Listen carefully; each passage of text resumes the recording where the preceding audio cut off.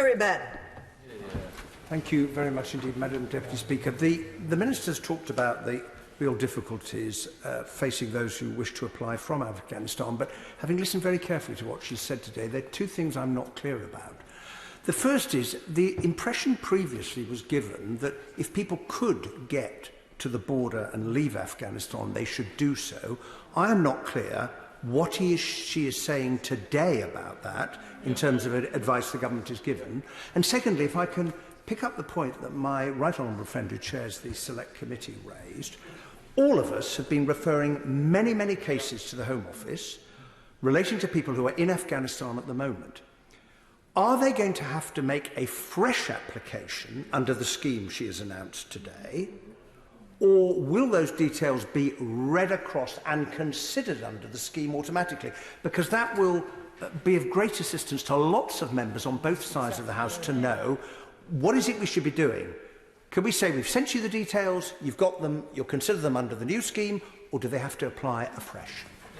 I'm very grateful to the right honourable gentleman. In relation to his first question about what it is that people should be doing, I'm trying to reflect the rapidly changing security situation in Afghanistan. So I'd ask any Member of Parliament to consider very carefully whether they feel comfortable giving people advice about moving to borders, because with the best will in the world, we cannot hope to have the sort of information that, for example, those on the ground and those working with the armed forces and so on will have. So the advice at the moment is to look at the gov.uk website. That is our primary source of information.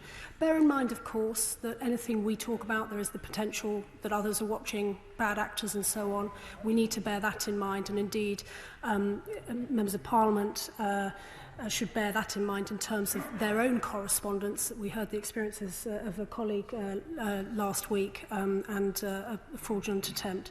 But in terms of his second question about the process, our app is organised by the Ministry of Defence. They have their lists of people and so on. In terms of the citizen scheme, we are trying a blended approach. We want to use the UNHCR, as we have done under the Syrian scheme, but we recognise that only deals with people who are out of country in refugee camps by and large.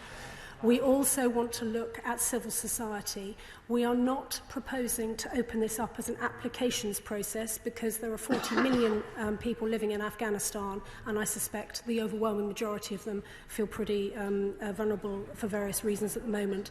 And so we will be working with international organisations, including NGOs, to invite people forward for the other two parts of the scheme.